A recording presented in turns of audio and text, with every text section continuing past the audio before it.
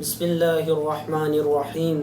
میرے بھائیوں، آج ایک ایسے واقعے کی بات کر رہا ہوں، ایسے بادشاہ کی بات کر رہا ہوں جس نے اللہ کا مقابلہ کرنا چاہا تھا، جس نے میرے رب کی مخالفت کی، میرے رب کے مقابلے میں جنت بنانے کی کوشش کی۔ بنی اسرائیل کا ایک بادشاہ تھا جس کا نام شداد تھا۔ شداد بڑا ہی ظالم بادشاہ تھا، شداد زانی آدمی تھا، شداد ایسا شخص تھا جو عیاشی میں رہتا تھا۔ علماء سارے اکٹھے ہو کر بنی اسرائیل کے شداد کے پاس گئے اور کہنے لگے، شداد خدا کا خوف کرو، اللہ سے ڈرو، اللہ کی مان کر چلو۔ اس نے کہا، اگر میں اللہ کی مانوں گا تو اللہ کیا دے گا مجھے؟ اس نے کہا، علماء نے کہا کہ اللہ تمہیں جنت میں ایسی زندگی عطا کریں گے جس کے بعد موت نہیں، ایسی زندگی جس کے بعد کوئی تم سے ناراض نہیں ہوگا، ایسی زندگی اللہ تعالیٰ عیش و آرام دیں گے۔ اس نے کہا، جنت کیسی ہوگی؟ جنت میں کیا ہوگا؟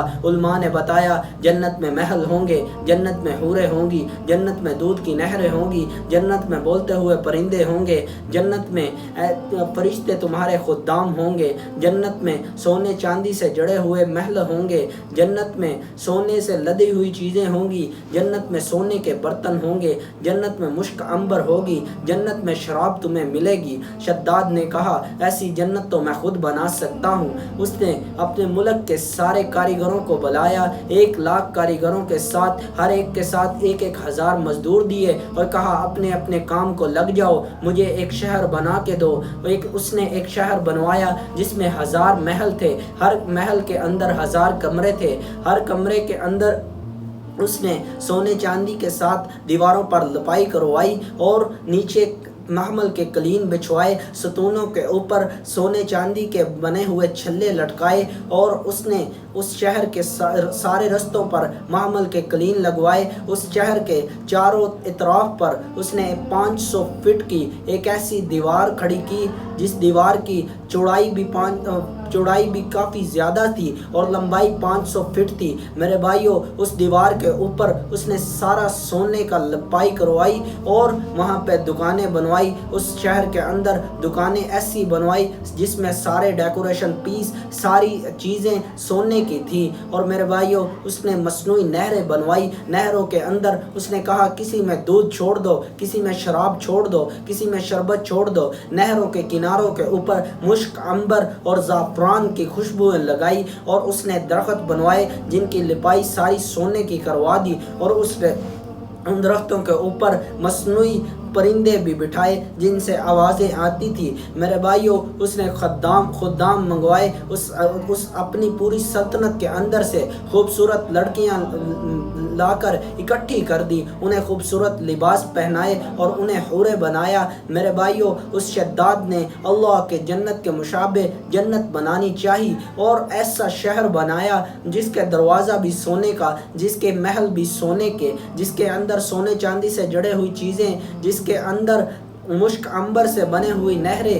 میرے بھائیوں، اس شداد نے ساری جنت جب تیار ہو گئی تو اس نے اعلان کیا، آج میں اس جنت کا، شہر آرام کا میں افتتاح کروں گا اور میرے ساتھ سارے شہر کے امیر لوگ اور وزراء لوگ اس جنت میں رہیں گے۔ وہ سارے اکٹھے ہو کر لوگ آئے اور اس جنت کا افتتاح کرنے لگے۔ لوگ بھی تماشائی بن کر آئے اور دیکھنے لگے شداد کی بنائی ہوئی جنت۔ میرے بھائیوں، اللہ نے ملک الموت کو حکم دیا، اے موت، اس کی جان کو نکال دے، اس پوری قوم کو تباہ کر دے جس نے اللہ کا مقابلہ کرنا چاہا۔ میرے عزیزوں، اس کا ایک گھوڑے کا قدم جنت کے اندر تھا، ایک باہر تھا، اور فرشتے نے ایسی چیخ نکالی، وہ ساری قوم تباہ ہو گئی۔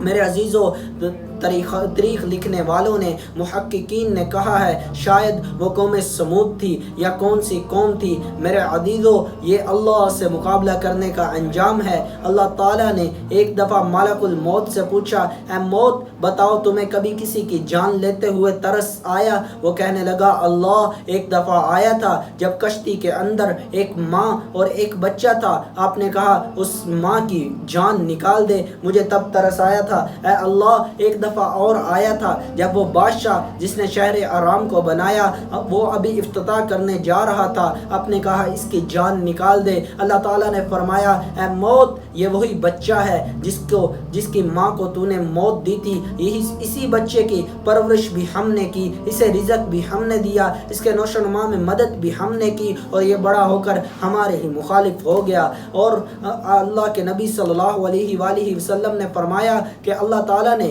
اس شہر پر ایسا پردہ ڈالا کہ وہ شہر اس کے بعد کبھی کسی کو نظر نہیں آیا۔ ہاں میری امت کا ایک آدمی ہوگا، وہ میرا صحابی ہوگا، اس کی اونٹنی گم ہوگی، اس کی گردن کے اوپر تل کا نشان ہوگا۔ میرے بھائیو، حضرت معاویہ رضی اللہ عنہ کا دور تھا، ایک آدمی آیا، اس نے کہا حضرت رات میں اردن کے پاس تھا، وہاں پہ میری اونٹنی گم ہو گئی، میں نے ایک شہر دیکھا جو سونے چاندی سے لدا ہوا تھا، اس میں مشک عنبر لگے ہوئے تھے، حضرت میں نے وہ شہر دیکھا، اس میں سونا ہی سونا تھا۔